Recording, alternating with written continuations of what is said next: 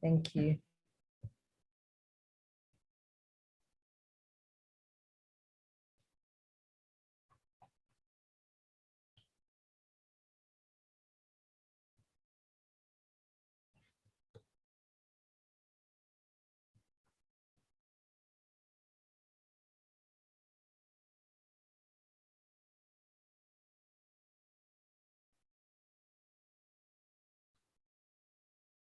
Good afternoon, William. Welcome.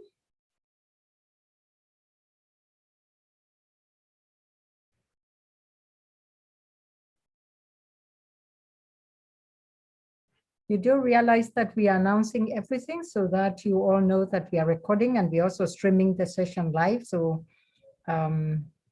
it's a requirement because of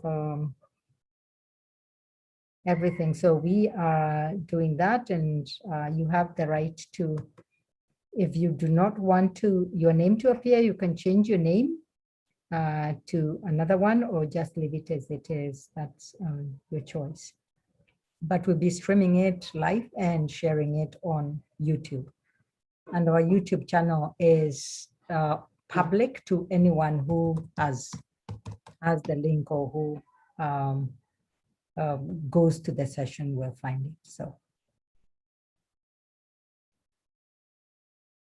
kindly let us know where you're joining us from in the chat. You can tell us the town and the country, please. We'll appreciate that as we wait for people to join. Hi, William. Hi, Robert. Nice to have you here.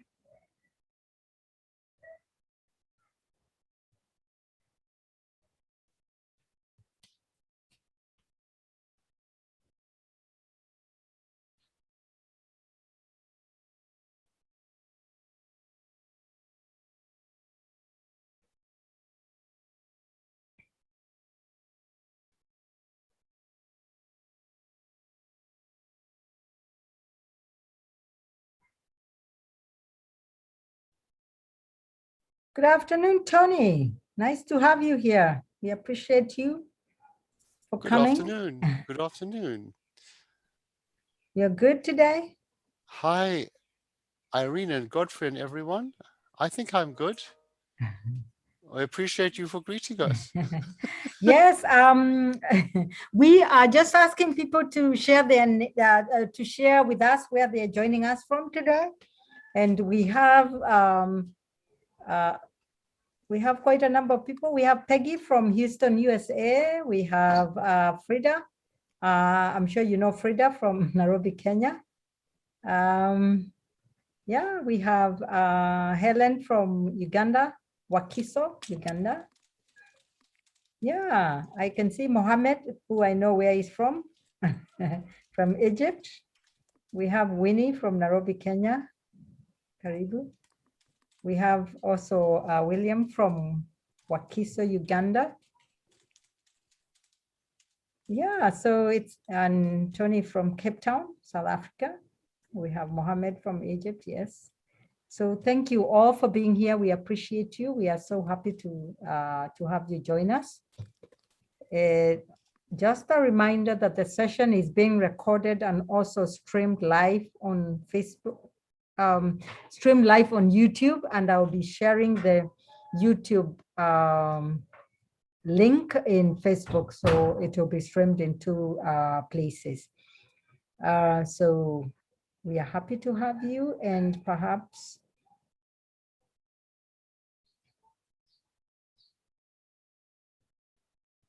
kindly let us know where you're joining us from.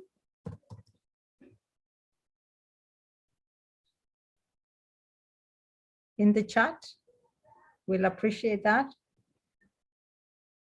Deronke is from Nigeria. Thank you so much.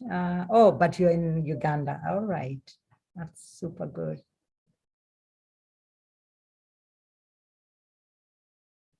Mohammed Mustafa Mohammed from Missouri, University of Missouri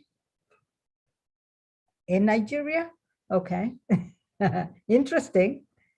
Or are you in Missouri and you're from Nigeria? So we'll figure it out. Yeah. Thank you for being here. We appreciate you. We appreciate your time. Can see it's quite a Godfrey, do you like us to begin, or can we give it another 1 more minute so that we can get a few more people in? Samuel Okech from Uganda, we are happy to have you, Samuel. Okay, one more minute, as you say. Yeah, just 1 more, yes. That's okay.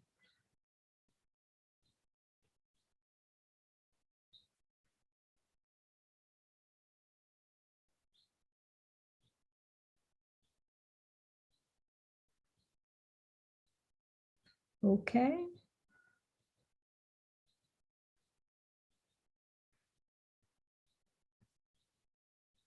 So good afternoon, everyone.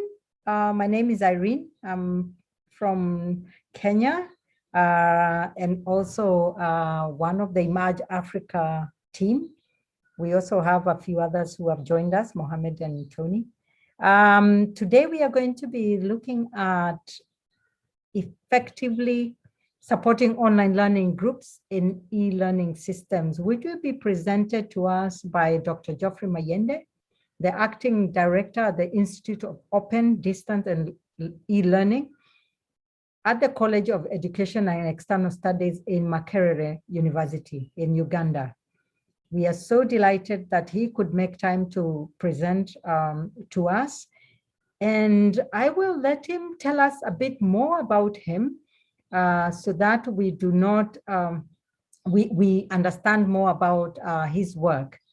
Just for housekeeping, we are recording the session. We are live streaming the session to YouTube, and we would kindly request you to have your mics muted when you're not speaking, but should you want to speak, then you can pick up your mic.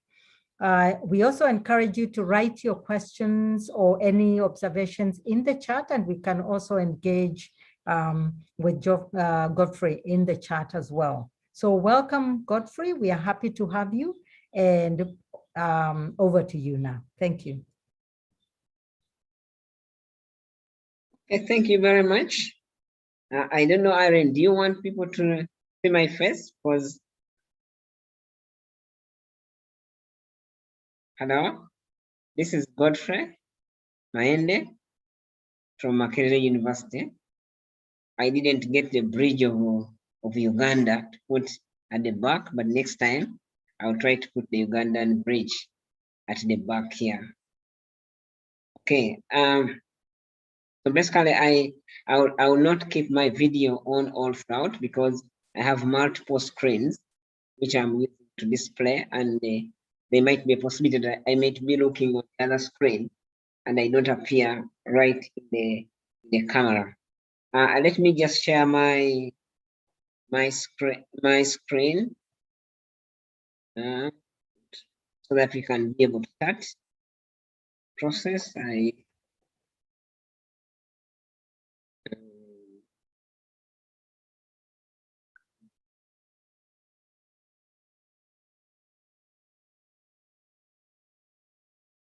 Yes, good afternoon, all of you, or good morning to those who are in different locations of the world.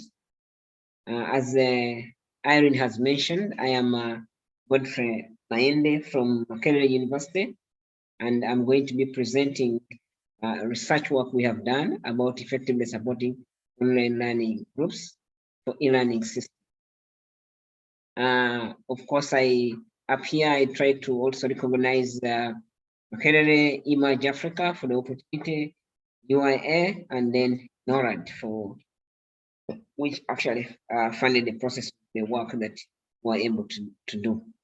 This engagement will be a little bit interactive so that you can all be able to engage on what is more interesting on online learning, on online groups. This work was done by a team. I hope you can hear me very well. Okay. This work was done by a team, myself and the others. I just wanted them to be recognized as well. And myself, Irene was saying I should add more information about myself. I am an e-learning consultant, and I am working in the in the Institute of Open Distance and eLearning. I have been at Cape Town doing a postgraduate diploma in education, ICT, education technology, and also the other qualifications that I've done. But we have been working in the area of eLearning for quite some time. So basically that's what we have. And I have interacted with Tony, I think, before, several times, even when I was at University of Cape Town. Okay, that's about me.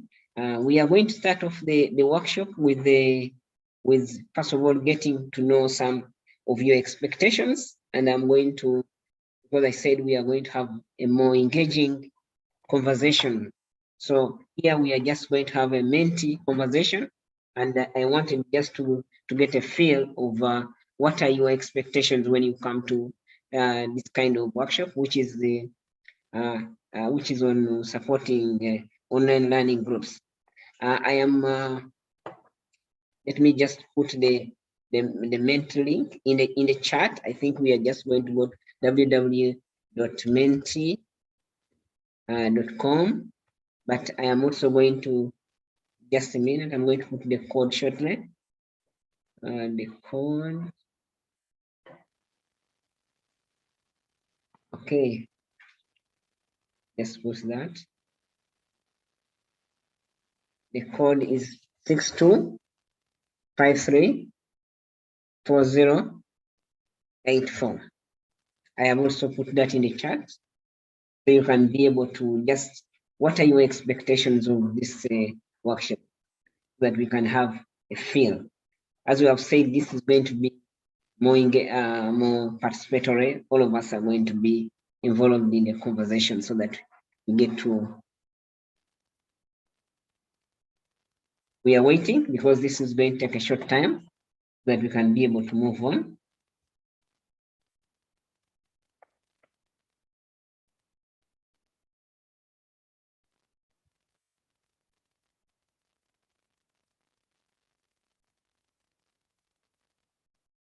Okay. If there's any problem with using Menti, for those who are not okay, if your screen is overshadowed and you can't see, you can press escape if you're not familiar with Zoom, and then you can go to the browser www.menti.com and you put in the code as indicated, and then you'll be able to get to write down some of this. Okay, somebody's saying learn from your experiences. Another saying the answers to all of the problems they teach online with groups, to learn new approaches, to learn from your research. Okay, at least some 4 people have been able to give us some expectations, but we can, okay, more others are coming to broaden networks, to learn on the effective tools and measures that one ought to implement the online learning group. Yeah, basically we can see that the story or the string that is being shared is about learning some experiences on how to use groups and trying to see how the research was conducted and how the groups can be able to work. And this is what we have been able to see coming out there. I'm not going to spend a lot of time there because we need to move to the next stuff. So you allow me go here. So in this workshop, I'm going to, but you can continue submitting in the Menti because it's going to be running at the background. So basically we have I'm going to give this workshop this webinar into these topics: introduction, methodology, results, contributions, and some summary. And in between there, we shall have some activities which we are going to be doing. And basically, as I said, this is the research that was conducted. So we are going to be looking at how the research actually unfolded and how we did it. So with some problems and all this that we shall be able to see. Okay. So in the background here, we are, because we are talking about online learning groups, so we know that learning is the acquisition of knowledge or skills, attitude or change of behavior. through study or experience. So somebody can be able to acquire this knowledge through study or through experience. But when you collaborative learning actually even makes it much better. We have seen so many theories, behaviorist theory, cognitive and constructive theories, and we have seen that collaborative learning is connected with knowledge construction, where people can be able to construct their own knowledge and learning through the experiencing the world. So, and we have also seen that Vygotsky Vygotsky talks about that a person's learning may be enhanced through engagement with others. So people can learn through engagement with others, and this engagement must be intentional in a way so that you can try to make people engage in the conversation, in the discussions. And this also is in line with what Anderson talks about. Anderson talks about that we can achieve meaningful learning when we enhance either learner-facilitator interactions, learner content interaction, or learner-learner interaction. So if we enhance any one of those ones at a very higher level, then there are high chances that people can be able to learn. So all these are saying that we need to engage. Learners need to engage either with content, learners need to engage with fellow learners, or learners have to engage with the facilitator. He also talks about facilitator-learner interactions, which brings about meaningful learning as well. So basically, all these conversations are connected with how do we engage? How do we engage into either student-student interactions or content-student interaction or learner-facilitator interaction? And all these can be best achieved through what we call the learning groups. So if you want people to work together, then they will be able to engage and they will be able to interact. So learning groups can help in this particular scenario. And in our study, our study was underpinned by the social constructivist learning theory. Of course, within constructivism, there is also what we call cognitive constructivism, but we based our work more on the social constructivism learning theory. That's what underpinned our work. And and the problem of our work, the problem to which we wanted to solve, basically comes from we have three things here. We have the online, we have the learning, we have the groups that I have just put them into separate elements as we can. And we have already seen that with even the emergence of COVID, we are seeing that online is basically given it's now we have put a green color on it, meaning that everyone is now yearning to go online because of it can create possibilities for distributed learners because when they are very far. And we have seen many people now coming and saying, okay, how do I do this effectively? Because we have all rushed into seeing how can we go online. So this shows the importance of online. It's actually now very, very clear and very important. So, and COVID has put us at a point where this online is actually, this is the time where it is actually highly even needed. But we have also seen that learning in groups, this is not the first time we're talking about learning in groups. People have been learning in groups, but many times people learning in groups in a physical environment or in small classrooms setting, it has worked well, and they're talking about it that if you want people to learn, then put them in groups, and they put them in groups and people will be able to learn very well. So learning in groups is quite something that has been talked about and show that there's a lot of possibilities when people are learning in the group. But the only challenge that we sometimes have is often when we try to do learning using online groups, the groups which are online, or sometimes I use the word online and distance interchangeably, but when you use the word online groups, sometimes it's often not working as you really have wanted. So they have shown us that, and that was the basis of our research and our problem domain that we were looking at here. And in a nutshell, the problem was that although learning groups can bring about meaningful learning groups in online learning are often not working quite well. And that was the problem that we went ahead to start to work on and solve. So in order to solve this problem, we actually used research directions. We came up with 3 research directions where we looked at the context, we looked at the processes, and we also looked at the tools. Under the processes, we had different research questions within the processes where we have what is the context of online learning groups and what is an effective online learning group. That was giving us the context of what is in the context area. And then we had some questions under the processes. How can effective online learning groups be formed? And how can effective online learning groups be sustained? So we were looking at the processes that happen within the learning groups as we have. And then we also looked at what guides the design of tools to support effective online learning groups and what tools should be used to support effective online learning groups. So here we were able to see that. And to answer these research questions, we used some research directions, and design science approach was is what we used because it was within practice, because we were using authentic courses that were running within Makerere University, and also courses that were running at the University of Agda, and others were actually MOOC courses that were real-time running, and were able to do some evaluation with that. So under here in the design science, we repurposed the design science diagram into this. We started by defining the objectives for a solution, and we did some design and development or customizing or alignment.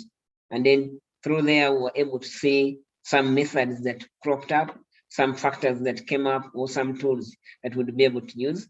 And this helped us to apply them within case studies of authentic online courses, as we'll be seeing. And these we were able to produce some data that was coming out, which we did some evaluation about what was going on, and then we were able to feed back into the define the objectives, and also give some feeds back to the design and development, so that we can be able to improve on the system, because this was iterative in nature. So we're able to do this iteratively in the design science. So under the methodology, I may not go through all the methodologies, but I can just give a snapshot of the case studies, an overview of the case studies that we have, because these studies actually are online. They can be read. Actually, I will give you the links later on. But the overview of some methods and the overview of case studies. We had some online learning groups as a case, and this was using some courses which were at postgraduate level. That's the development studies, and also multimedia and educational technology courses, which are at postgraduate level. And this was at the University of Agda, and we're using Fronta as LMS by then. And then the blended distance learning course, which was also an undergraduate business course, which was looked into, and this was also done at this one was done at Makerere, but they were using Facebook as when they were teaching that course. Then there's a MOOC course, which was basically a project planning and management course, which was at the University of Agda, but uses the NovEd platform. And then we had the large online courses. Actually, they were also MOOC courses, but they had so many more participants, as we shall be able to see. We have the MOOCs. These are personal skills. They were in the area of personal skills, and they in Mind Valley, and they were using Facebook and the Mind Valley platform, as we have. And then the Mwere courses, which were using the Moodle platform at Makerere. So these are the different cases, or the authentic courses that were running in real time, so that we can be able to understand what was going on within the system. Then the other thing is about the methods and the data analysis that we used. Just before we go to, okay, good. Some overview of the methods and the data analysis here. As you saw that some of the questions we asked in the research questions were asking about the needs in the beginning, to understand the needs, to create the context. And these first two, we're actually trying to create for us the the context area. And under the needs, we had a survey which we ran around Uganda from different regions and from public universities, selected public universities, and all regions were represented, and the private universities in every region, and also these tertiary institutions that were giving diplomas were also selected, and we would run a needs assessment on online learning so that to understand what was going on. We used statistical analysis and to analyze the data. This went on for 15 weeks, and were able to come up with some publication or output in that line. And then also here we looked at the online learning groups. Basically, here we looked at the courses at the University of Agda by people who have been running courses and using some groups, so that we can be able to understand, to get the context and see how we can be able to move on in that. And this used the interviews and observations, and we analyzed the data using semantic and interaction analysis. This went on for 12 weeks. Then we also had the one where we had observations and interviews for blended distance course, and we used interaction and semantic analysis as well, and it went on for 15 weeks as well. The MOOC course, we had a survey and some observations that were done, and it was using statistical and mathematical analysis that we were able to use.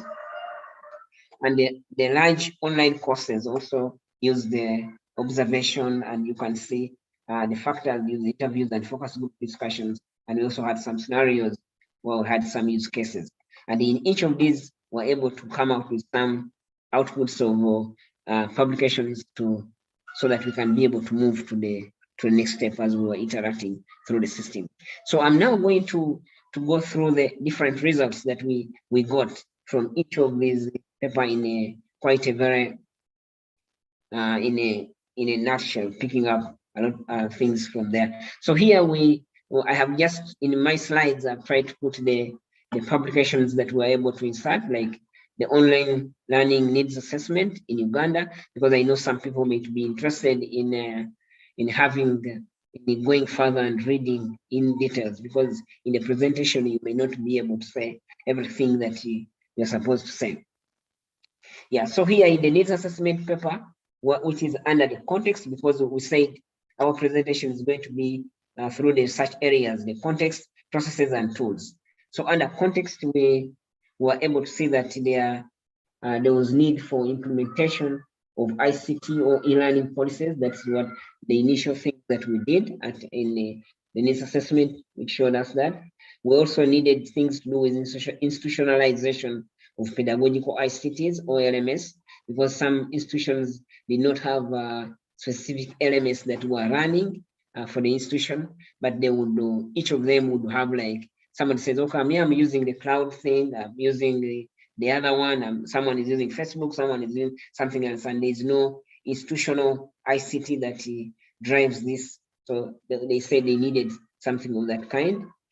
There was also need for improvement of the ICT infrastructure. We were struggling with a lot of infrastructure. People didn't have servers, and you're going to see that issues to do with also the internet connectivity was a little bit problematic, and actually it's still problematic in terms of connection with other places. But also there was need for continuous professional development for the staff. We have also seen this in the evaluation we have done at Makerere, that actually people, one of the things that came out even vividly was that people want to refresher trainings on teaching online, or so that they can be able to be familiar. And also we also saw facilitating online. So basically people wanted to do continuous professional development as needed within there. And the other thing which might look very small is that is the issue they needed connected with the procurement and maintenance of ICTs. Many times they were saying that many times in universities they are not budgeting for the maintenance of ICT systems. And sometimes you have a system, and then the system is just going to want to work, is going to just without, it will not be maintained, and until it will go to get spoiled. So like people are saying, we need, first of all, to procure more ICT infrastructure, but also we need to do something on maintaining what we already have, and that's what came out from the needs assessment. And then the other, oh sorry, I clicked and it will not come. Okay, the other one is the under context as well, and this was also supporting learning groups in online learning environments, and they were able to see here some of the, I will just put some of the salient elements for effective learning groups. And when we asked the high level professors who were using the groups then, and so that we know exactly what was happening in there, and we realized some of the elements that are very key was a course design, which is well set up, and also we get trained online tutors. You need to train people to teach. You need to train, because they were telling us that the experience of teaching in a physical environment might not necessarily be the same with the teaching in the physical environment. So people need to be trained on how to facilitate online, so that they can be able to teach in an online way. Because when people are in groups, for example, they need to be maybe provoked, maybe done what, so that you encourage the conversation within the groups. But also the other thing they talked about is motivation and sustaining interactions as another silent element that is very important. How do you motivate? How do you sustain these interactions so that you make your conversation grow in a much bigger way? Also high levels of interactions. We're talking about sometimes people are interacting, but they're interacting at maybe the lower levels of Bloom's taxonomy, and you want them to pitch their conversation up there. And if that is to happen, then the conversation must be done by the facilitator, and therefore he needs the skills to do that. But also the other thing that came out was the peer assessment-based activities, designing activities that are really support peer assessment. But also very key was the platform, because if you want all these things to be there, but you have a wrong platform, you don't have a, you don't have the in the system is not usable, doesn't have those functionalities, then it also becomes very difficult for you to be able to use the system the way you would like to do. And those two, basically the need assessment and this one, gave us the context of the online learning groups. Then we started looking into the processes, having seen that we needed the online peer assessment. So here we had peer assessment-based assignment to enhance interactions in online learning groups. So we picked on the peer assessment-based assignment and see how to use it here in one of the studies. So in here, we developed, we came up with a structuring of the course in a way that would intentionally create that kind of conversation or that kind of engagement within the learners. So we set up this kind of structure where we have the students in the groups, and in these students work together in a group, and were able to submit the work into, like, sometimes what we refer to as the initial submission. They gave a submission in the beginning to the teacher, and then that submission, all the other students in other groups, or each of the students, was supposed to comment on the other people's initial submissions they have made. And through that, these submissions that each of them has done, if you're in this group, you can't submit in that group, you could submit in the other group. So we did this, and then afterwards, the students reconvened after the conversation that went on, the peer feedbacks they have received. They went on to now work and finalize on their work, and then make the final submission. And because of this kind of structure, or the way we structured this conversation, we saw that there was enhanced engagement among the learners, because where they thought they would just talk briefly, but they continued with those conversation in there. We also saw that there was people got better motivated, because we have already structured this. We have not just taken it for granted that you can just be able to engage. without actually creating those intentional structures that allow them to be able to converse within the groups. And then we also saw that there was improved quality of peer feedback, because there was improved quality of peer feedback that came out from the research, and there was also enhanced interactions. So there were more, even if, because when somebody comments on your work and is maybe commenting with giving you a feedback, then it can cause you to react in the way of creating more conversations. So more interactions happened and students were more engaging, and the quality of submissions were really very good at the end of that. So that's one of the structures that we used for one of the papers to try to increase the kind of engagement within the online using this kind of structure to have that. But in another paper, which is now this is learning groups in MOOCs, which was now done, because this one was the first one was then done on a MOOC, but this one we wanted to look at an environment that is much larger, like in terms of a MOOC, and we see what happens. And we also created another set of structure, because we have these two structures, the other one and then this one. In this particular structure, we actually said, okay, we need to have individual answers. You know, you give students a group activity or a group assignment, and you tell, to be able to start working in your group, you must submit your initial understanding, initial answer to the group. So students here submitted their answers to the group, and when they submit the answer to the group, then they can go and start the group activity or processes. But because the students have come into the group, they have now come to the group to do group activity. They have come in with their own understanding of the problem, even if they have misfired.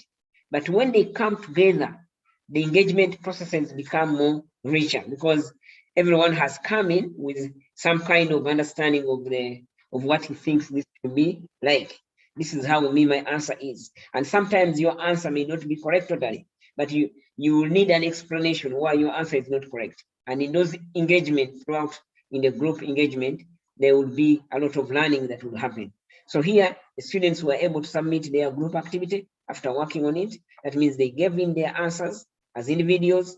They come here, work together, but the other individual answer is not even assessed. Then they submit their, but it's required. They submit their work, and then the group activity here is handed in.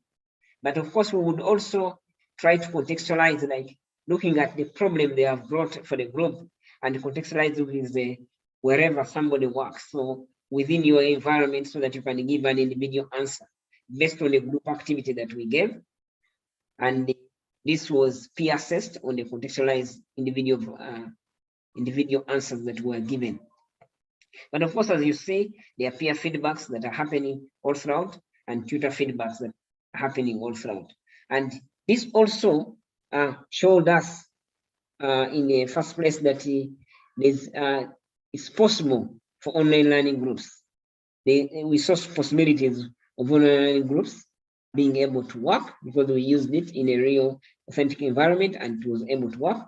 We also saw that in structuring a course, structuring your activities, structuring the group activity in the right structure will be the one that intentionally brings about those conversations and those interactions. So it's very important to structure that.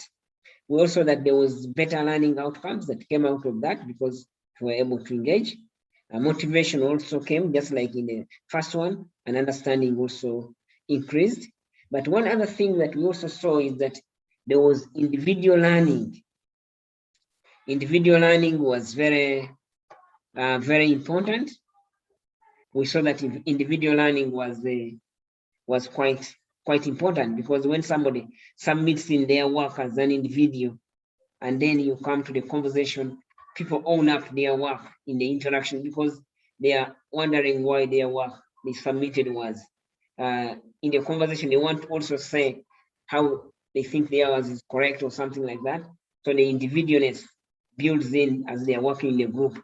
And when you come down here and say, submit your individual work, they will be able to submit. We have gone through up to this point, and I wanted at this point to to engage in a task again, in a task where we are going to have some small breakout room, and these breakout rooms are going to be connected with these structures, these two structures. There's the first one, which I have explained, and the second one, which is down there, down here, which you can see. So this is like a task, group task, but it's going to use breakout room, and we are going to spend less time there. So, and we are going to base on the two structures and your own experience and answer some of the questions in the discussion, as you will be able to give us the feeds as we have. And what we are going to have is to discuss some of the limitations with this kind of things, and also, but in a point form, and then suggest how can they be improved, but especially on this particularly these two T structures. And so we shall also the answers will be typed in a Google Doc. But the good thing, which is going to be shared by Irene, but also the good thing is that not everybody is going to type, because I know not everyone uses Google, but at least in all the groups, there will be one person who uses Google that will be able to do that. And the groups are going to be random in nature. And I am thinking that I should create 6 groups. Yeah, that looks good. Yeah, that would be good. 6 groups, yeah. Yes. In automatically, and so that we can move in there. And Irene is going to share the what? Is going to share. I'm sharing the link to the Google Doc, which we are going to type in, and I've just done that. And then I'll also be sharing the questions so that you can carry them to the group, although they're already in the document that I've, yes. In a Google Doc, yes. Okay. But what we do is we shall have their different rooms.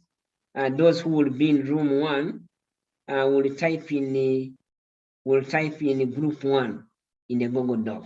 Maybe perhaps I can just do that, and then show how the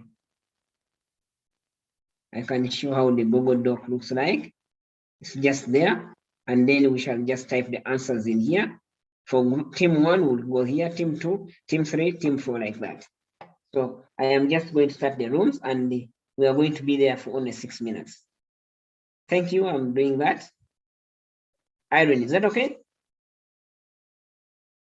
Yes. Hello? Yes, of course. Yes, that's perfect. I've also shared the discussion points that are going to be there. I can see you are already sending us to the groups. So I will be joining mine, and we can share this discussion. Thank you. Thank you, Godfrey. Thank you. Okay, I have now sent participants in the groups. Okay. So that they just need to, yeah.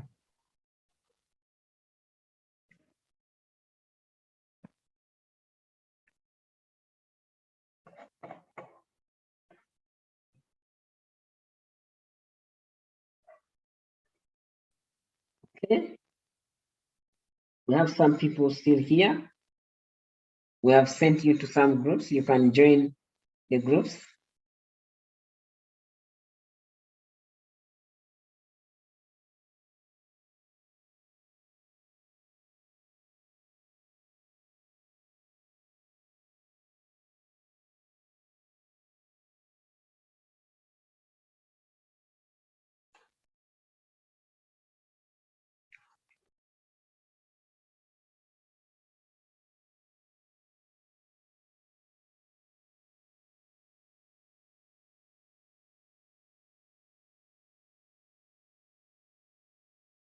Is there anyone having some challenges joining the group?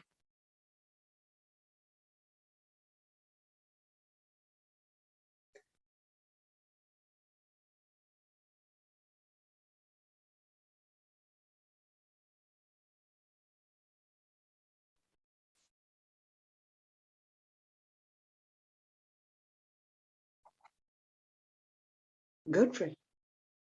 Yes. Yes, Yes. I have a patient. I was happy to join, but I can't. Now it's time to see the doctor, so I have to first withdraw. So Oh, I yeah. was in a clinic environment. Yes. Oh, sorry. Yeah, no problem. Yeah, it's I thought I understandable. would come. Thank It's understandable. Yeah. That's it.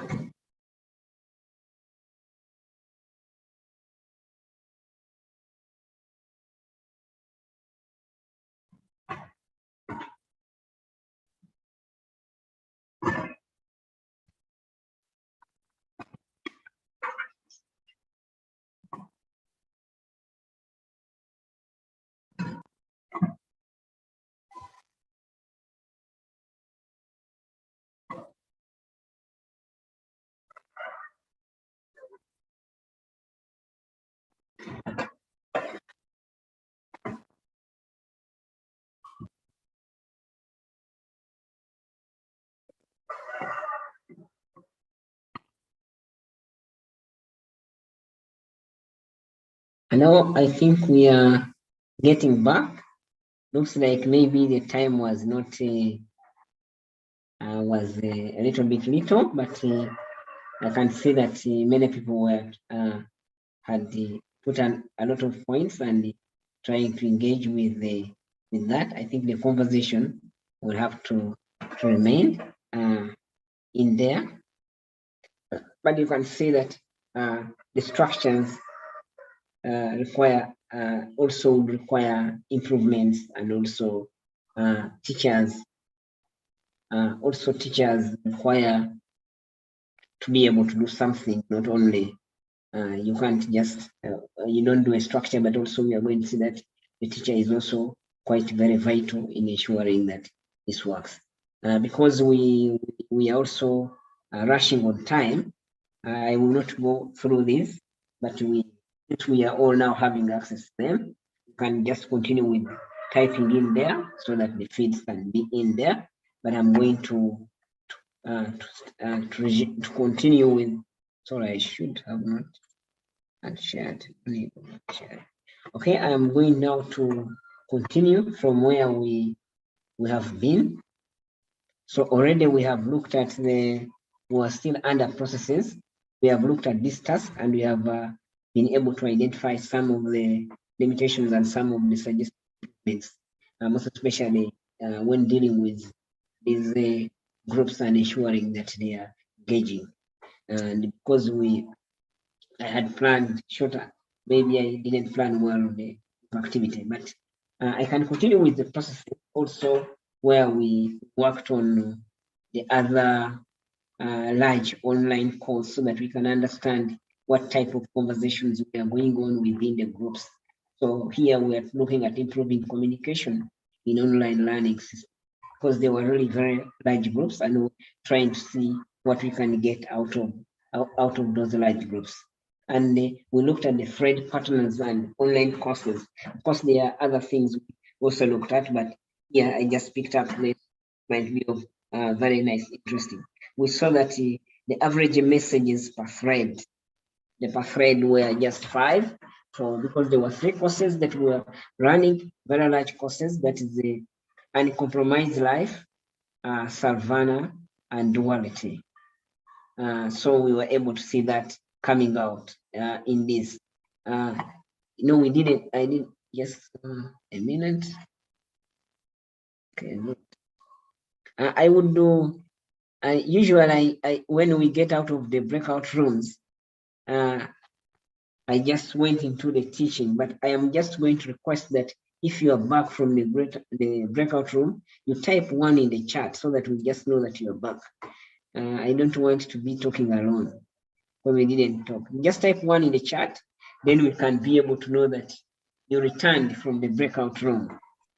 Perfect. So we all returned. I was a little bit scared. No, we are here. We are here. Okay. Thank you. We are here. Yes.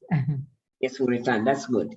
So basically, in the large, we looked at the thread partners in the online course of a large class, and we saw that on average messages per thread were just 5 in the Uncompromised Life, and on Savannah we had the 3.8, and the ones of Duality we had around 8 messages.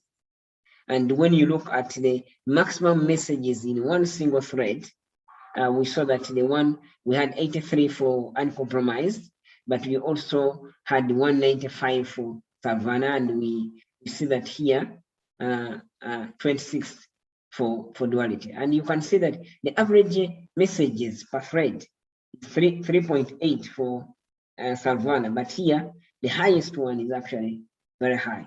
It just gives you an indication that when a thread starts, it may just doesn't go on for quite a long time. And here we have also seen down here that the average life of a thread in days is just 2.5, 2.5 days, or 1.2, 1 day, and also 1.3 we see on the different platforms that we have.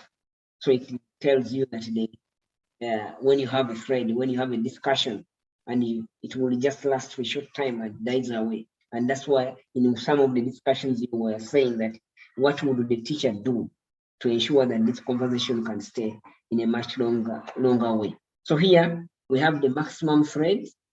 We're also seeing that in the maximum thread life in days, we have seen that there's the ones with 49 days, we have one with 130, and there's one with 62.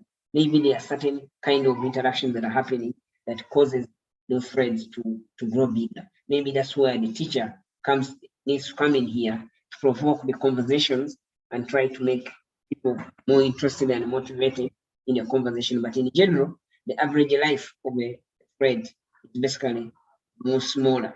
So that means more discussion you make might be discussed in quite a shorter time. But also when you look at what we had, the Pareto principle maintains that 80% of the output from a given situation or system is determined by 20% of the input. And we saw this applied the messages of this MOOC course. Because the MOOC course, the number of students are very many and the teachers may not be able to do a lot of support. Here we saw that 20% of the active participants contributed almost 80% of the total messages that we had. And the others basically didn't do and didn't have all this kind of conversation in that line. So basically it applied in that principle that actually that's what we had, because this was a MOOC and there was a lot of this kind of provocations to ensure that people are able to learn. Okay. I also see somebody said we have lost many people when they went to in the breakout rooms. I hope they are going to return. I hope there was not an error. Yeah, but we hope they are going to be able to come. So basically we then also saw here that we went ahead to look into the interaction messages that were being communicated within the online. We categorized them using some kind of content analysis to try to see what they were talking about within that kind of large MOOC environment. And in the large MOOC environment, we'll see that technical problems, small talk, content, we categorize them in shared experience and encouragement. But of course, some of the categorization, you would see that some messages would fit within more than one element, but we would try to align it to one particular category. So here we can see that the technical problems that we had 26% people are asking questions that are technical in nature, and they are receiving answers that are technical in nature. And perhaps maybe when we are just starting for the very first time, when we are running, we are going online for the first time, the amount of questions that are coming from technical side and problem-based side might be a little bit higher. But as you create support mechanisms within the institution, therefore the percentages might be able to drop as we go along. But when people are coming in the course for the first time, it's a MOOC, and they are not familiar with the environment, then the technical questions will be much higher. We saw that coming out. And the small talk, things of introductions, welcomes, and thanks, we are contributing 29% of the communication that we're doing. And content itself, content was actually contributing only 10%, the content area. Just because these are MOOCs and maybe there were not a lot of provocations within these areas that they want. But sharing experience was 16%, and then encouragement and the encouragement processes were able to have around 11%. And this was the categorization in one of these papers that we developed in that area. Then the other paper, which was also under the tools towards technology for supporting effective online groups, were actually trying to come up with factors that will support effective online learning groups. And in here, in here we see that because we used the processes, we use what we had in the context to actually try to come up with something of this kind, to develop some kind of what are the elements that we need for us to have something that is more effective. And we saw that sometimes when you are dealing with groups, and the learners engage more within when you give them activities that require them to engage more, and yet there are no supporting policies within the institution that enable that to happen, where they are saying that the final exam is carrying 80%, and then the engagement within the online is taking 20%. So the learners really, there would be a contradiction in that kind of setup. So we thought that there would be supporting online learning group institutional policies that would be able to enable that kind of mechanism. But also, we also saw that there was need for supporting online learning group institutional technologies. Technologies not to just have multiple technologies, but when you don't have one where you rely on, like different universities I have seen have institutional technologies, and even those who didn't have, because of COVID, I think many have now developed some kind of institutional technologies that they are using. And those institutional technology that you're using should afford, create some affordances for you to be able to support the learners when working in these types of groups in a way.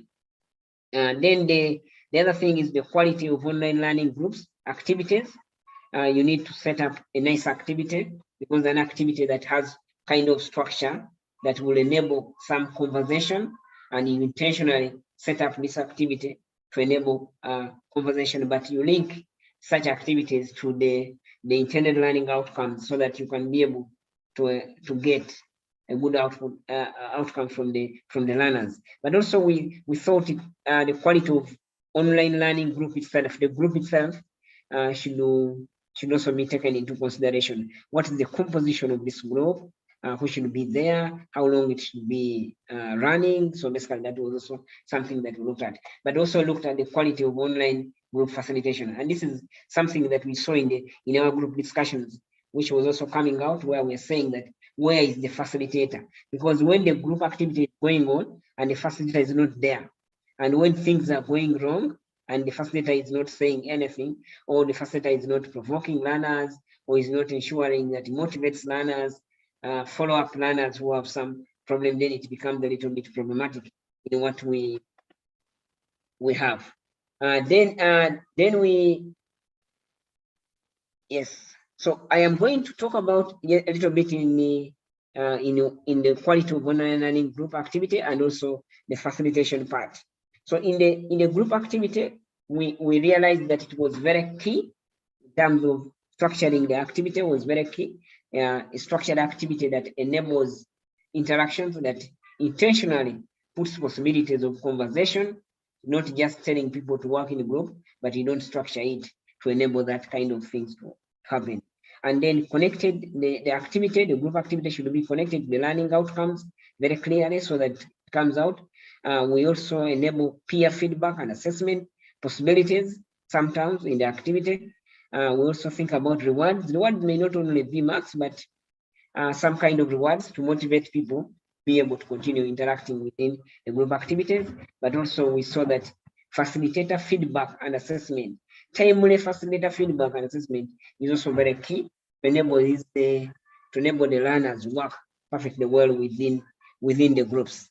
But also in the facilitators area, we saw that there was need to provide the sense of teacher presence.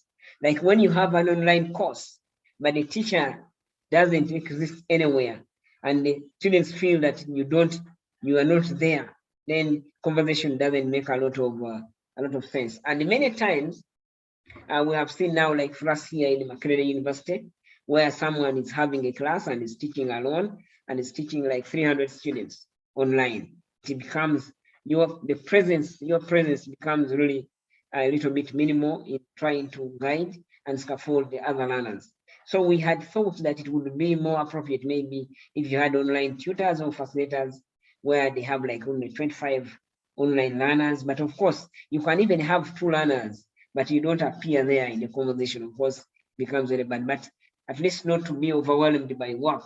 If you can go up 25, it becomes a little bit easier for that, the facilitation. So the other thing we looked at, we also got within the facilitator area was the increased motivation, where we expected the facilitator to do some rewards are given to the group work that they are doing, maybe by telling them how some badges or giving them some kind of marks, like then they will be able to see that, okay, these activities that are group are very good. And the course goals and objectives are clearly stated, so the learners will be able to understand clearly, so that they can be motivated. So it will increase their and then positive feedbacks are given during the group interaction. So like when you go in the conversation, you are following up, because if you have fewer students, you can be able to intervene and give some positive feedback, and so that you boost their motivation and interaction, so that it can sustain the conversation within the groups that they have. Then the other thing is increasing group interactions. You can also apply questioning to provoke learners to interact, so that when people are interacting at the lower levels of Bloom's taxonomy, you can be able to boost and ask questions within there, which can be able to provoke learners and converse at a higher pitch of Bloom's Bloom's taxonomy. So here after we went through this, we got these factors, and we understood that these are things that we want from the factors.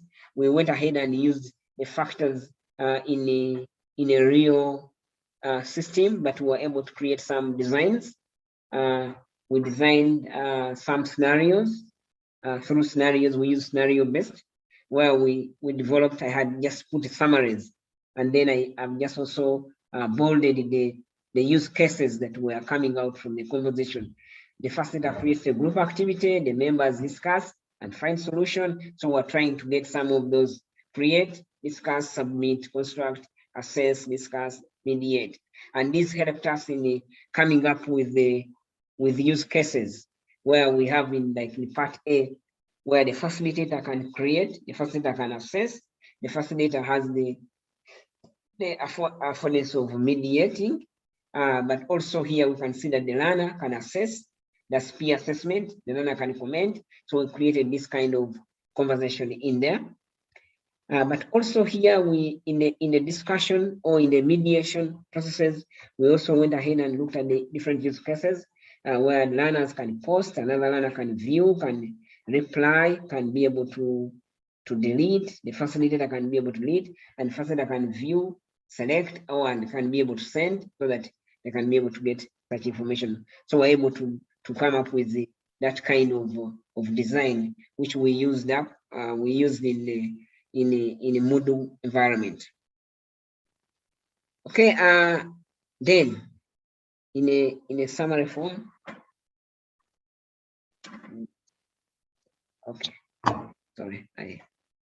So in a summary form, we actually were able to establish some of the methods for better creation of online learning groups, like basically in terms of size, what we saw it would be more appropriate to run 2 and 7, maybe between 2 and 7 as a group, so that you don't have a very large group to deal with.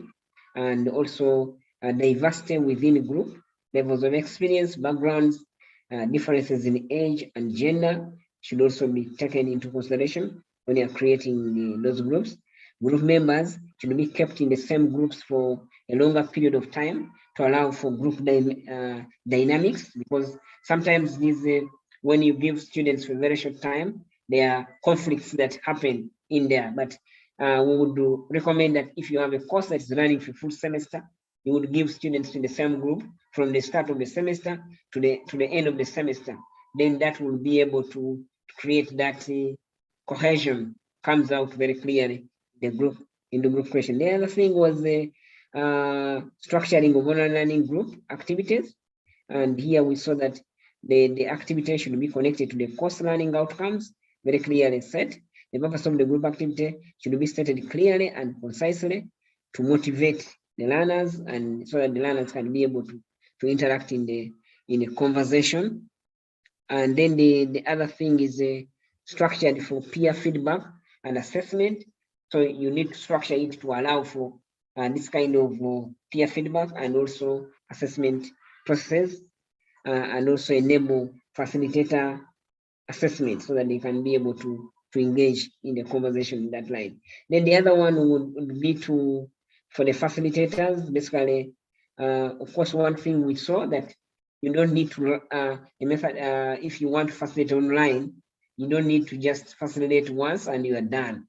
It would make more meaning if you did facilitation for like 3 cohorts and you acquired some experience, you become much better into how you deal with the online facilitation and you make it in a much better way. Learner guidance and scaffolding was very key in the facilitation processes. Facilitator presence was also talked about. Timely feedback and assessment was also very, very key. Motivation and sustaining learning interactions, motivating and encouraging learners was very, very important in this other factor. But also we had the factors which we have already mentioned: supporting institutional policy, supporting institutional technology, quality of online learning group activity, quality of online learning groups, quality of online learning group facilitation. So we have this in the diagram. Maybe I will show it again. So that gives us that kind of thing. So in a summary, this is what we had: method for better creation of online groups, method for better structuring of online groups, and method for better facilitation of online groups, and then the factors for supporting effective online learning groups. Yeah, so basically those are the ones that we were able to see. And then we also came up with some future directions that we would be able to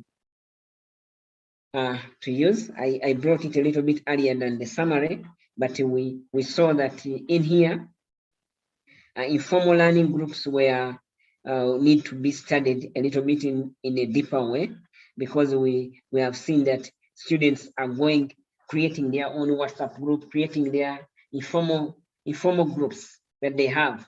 So we need to look into how did these groups influence learning within this setting. So we thought that that would be a good direction to look into as well. But also we thought that looking into deep learning, like need to look into the interactions patterns, which kind of patterns are going on, how they influence the learning and interaction. What are people saying?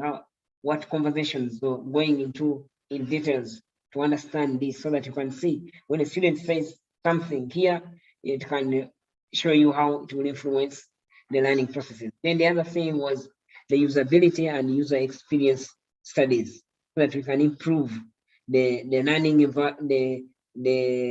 environment, so that the group work can easily be done with ease, so that we don't have those facilities saying, no, this one can't be done, and then the other one can be done. Yes. Then we, in summary, in a summary way, we have realized, we saw that there was some kind of small challenge with, this was the problem that we had for online groups, and we used the study adopted the design science methodology and mixed methods approach and case studies of online learning courses that we used. And then the research areas, we used 3 research areas where we looked at the context, we looked at processes, and we also looked at tools. And then we were able to establish methods and factors for that, were creation of online learning groups, structuring of online learning groups, activities, and then facilitation of online learning groups.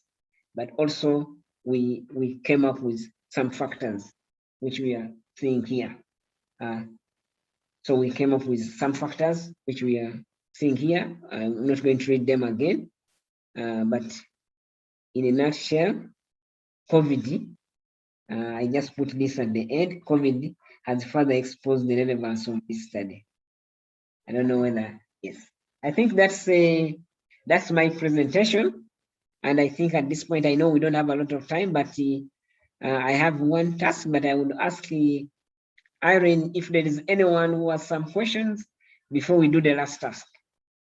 There was, yeah, thank you. There was a conversation about losing people after breakout room, or that movement that we do after breakout room. And Karen says, it's always a pity when we lose colleagues. I wonder if the same occurs in a virtual classroom.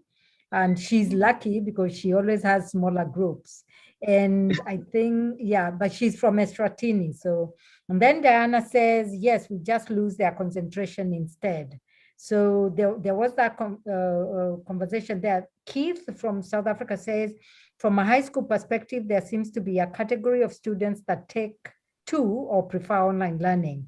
So I think that was a comment as you presented that came from Keith. So those were the things that happened in the chat while you are presenting. Thank you. And back to you. Okay, thank you, Irene. I think when we came back from the groups, when it came back from the groups, the breakout sessions, I should have maybe brought back the groups to present what they have done. In the normal sessions, you would say, can you tell us what you have discussed within the group? But because we didn't have a lot of time, and therefore, when somebody says, the concentration goes down. But when you connect it directly from the group to what has been happening in the group here, maybe the conversation can continue and the concentration will be much higher. I appreciate what everyone has given about high school, about this group thing, and actually it's very, very vital. And now if there are not any other questions, I would also like to give the last task. Okay, can I give the last task, Irene? Yeah, okay. yes, Because yes. we are coming to the end. We are sorry, Yes. we have gone slightly more than the hour we said, but we just have the task that I'm going to give you, and this is also going to be in Menti, and we're just asking you to mention any 3 concepts or things you have learned in this workshop. Basically, I would just go to Menti. Sorry, I didn't pick this up.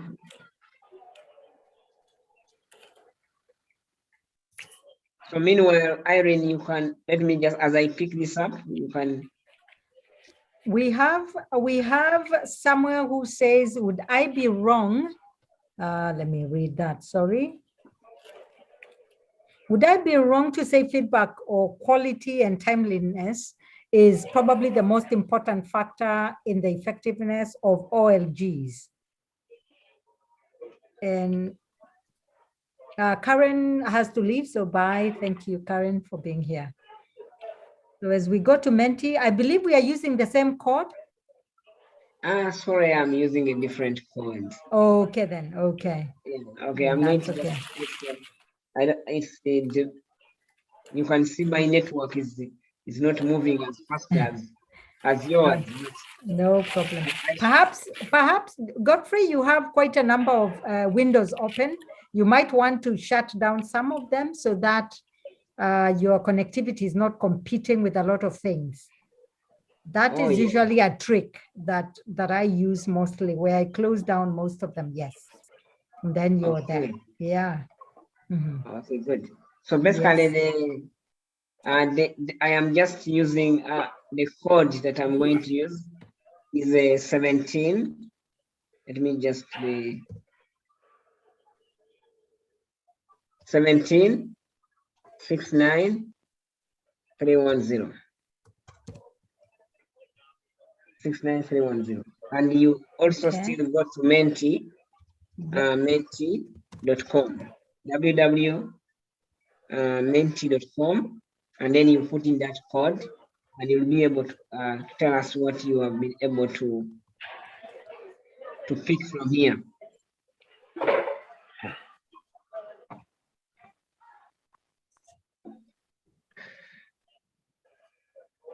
Yes, and I also agree with Irene that learner feedback is very key. So for having a timely feedbacks are very key. Yeah, as they have mentioned, for having an effective learning group. Okay. I can see someone has said learner feedback. Are people finding problems using the Menti? I'm not sure if anyone has issues. Please let us know. You need to go to menti.com, then enter the code that has been provided. Yes, we will share the recording. In fact, it is on YouTube already.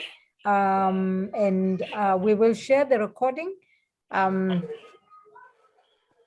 So you'll have a possibility of reviewing everything that we've discussed. Yes. Thank you, Saya, for asking. Okay, I can see at least I have some feeds, and it tells me that at least somebody has been able to pick up something, and I know some more people can be able. If you can't submit on Menti, you can also clearly submit it in under. You can just write it in the chat, and it can be picked up as well there. But you can see the kind of submissions we have got is we have enhanced learning, this teacher presence. We are seeing collaboration, rewards, learner feedback, clear activities, timely feedback, effective communication, informal learner groups, confirmed bilateral in online learning groups, user experience, learner activities. So basically, there are many feeds in there, but you can continue with those feeds as we just this is my contact. I have this is my contact, Godfrey Mayende, and those are my emails. Someone is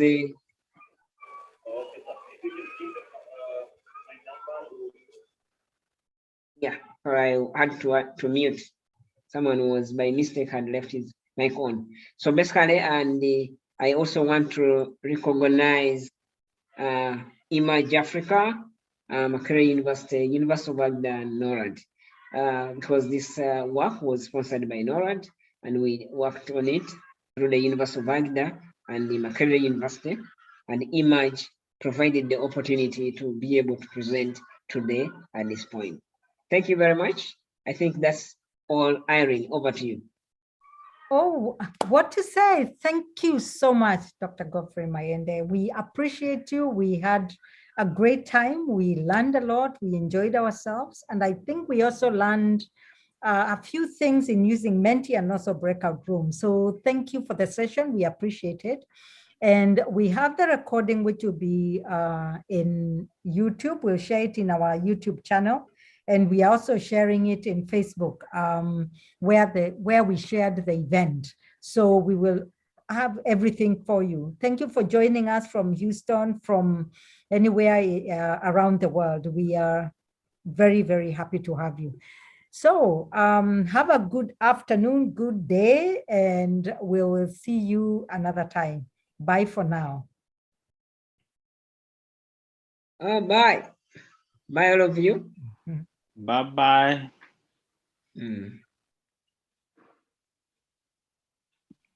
Bye-bye, everyone. Bye, everyone. Bye from South Africa. Bye, everyone from Egypt. Bye, Mo. Bye, Mohammed. Bye-bye. Thank you for being. Bye, Tendai. Thank you, Jane. Thank you so much, and bye. See you in another webinar. We'll be having some more soon. Be sharing them with you. All right, just one thing, Irene. On the yes, YouTube, what is the name of a channel? It's Image Africa. Image Africa. Yeah, just Image Africa. Yes, that's the YouTube channel. Yeah. All right, okay. But first, what we do is we usually take it and edit a little bit to remove whatever is not necessary, and then we add it there. However, if you go into Facebook now, you'll find it there running, and you can also use that. All right. Okay. Yeah, yes. All right. Thank you so much. Yeah, I can share with you the one that we were sharing just now. It's in the chat, the YouTube channel that we were sharing it with just now. So you can still use that one for now. Oh. All right. Okay. Thank you. Okay.